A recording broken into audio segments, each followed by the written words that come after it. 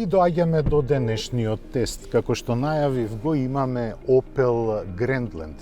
Ова е втора генерација на Grandland, но за разлика од претходната е многу поголема. Не е ни чудо, бидејќи ја дели основата со неговите браќа од групацијата Stellantis, пред се со Peugeot 3008. Но за да се разликува од останатите, Opel се потруди да го задржи својот традиционален изглед. Велам традиционален затоа што овој изглед е веќе аплициран кај сите модели. Визор изгледот е монолитен и едноставен, но остава силен впечаток. Контурата е голема и веќе најавува дека во внатрешноста има многу простор.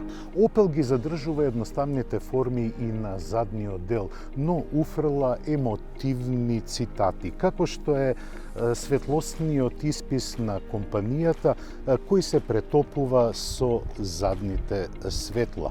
Веќе претпоставувате дека багажниот простор има доста место за одлагање и на поголеми работи, но во овој модел нема изведба со 7 седишта.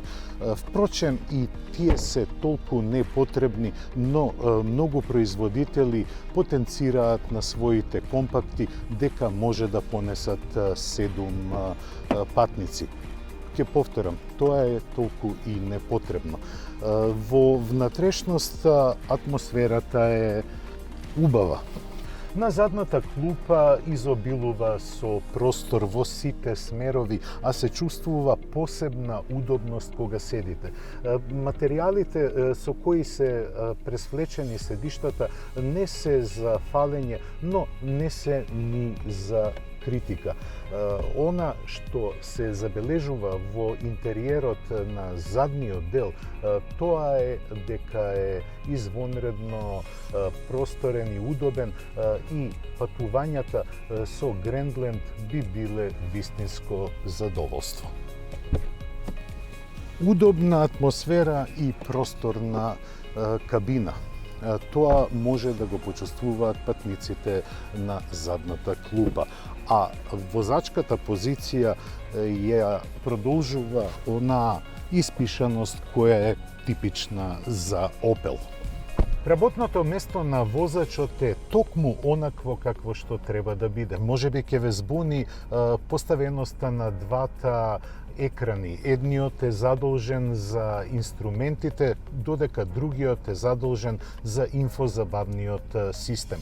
Оној за инструментите бележи 10 инчи, додека овој другиот за забава бележи 16 инчи. Тие се поставени хоризонтално. Она што дава посебна убавина на интериерот е скулптуралноста на сите форми. Дури и оние места за одложување на телефон се добро скриени. За да се задржи монолитноста на кокпитот, дизајнерите на внатрешноста ги префрлија страничните дифузори за воздух во вратите.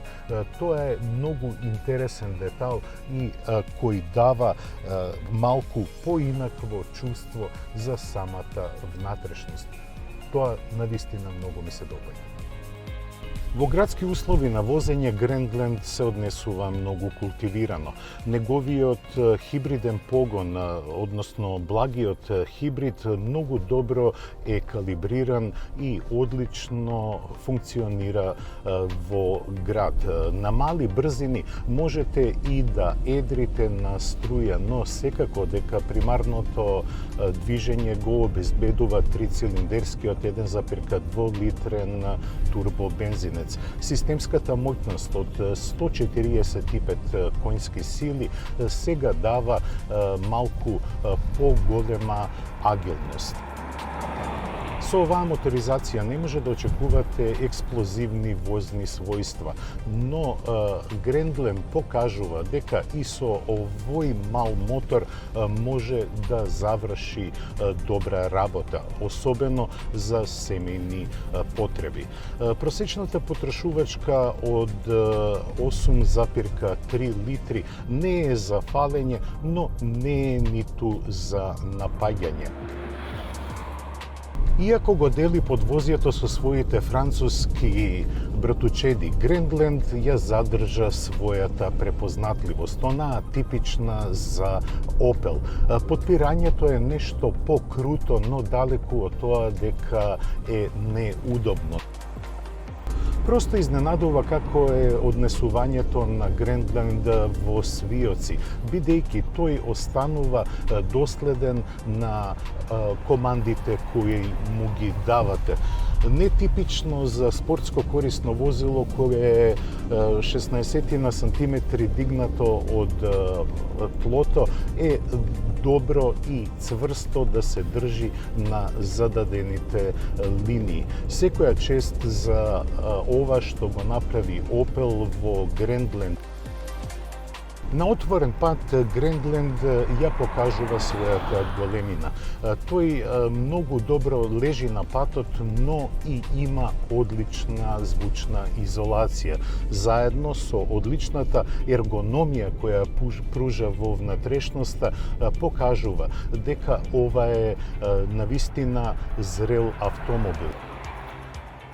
Тој е зголемен во однос на претходната генерација, но ја задржа својата агилност и своето зрело однесување на патот. 38.500 евра чини Грендланд во ова високо ниво на опременост наречено GS, кое порано беше резервирано во Опел за спортските модели. Можеби за спортските перформанси уште треба да се дискутира, но тоа е данокот кој го плаќаат сите членови на групацијата Stellantis. Да бидам искрен, пред возењето имав предрасуда поради 1,2 литрениот трицилиндричен мотор. Јас лично сметам дека тие мотори не се баш најадекватни за големи габарити, посебно како што се спортско корисните возила. Сепак, морам да бидам објективен. Овој мотор многу добро се однесува во оваа констелација. Добро работи со 6-степениот автоматски менувач и многу е добро искалибриран благиот хибрид. Тој добива некои си 24 конски сили екстра и му помага на моторот со леснотија да ја движи каросеријата. Високото ниво на звучна изолација, добро стопменото подпирање и добрата калибрација на благиот хибрид го прават Опел Грендланд да вреди за вложените пари. Тоа беше се што подготвивме за ова издание на Автомагазин. Ве поздравувам.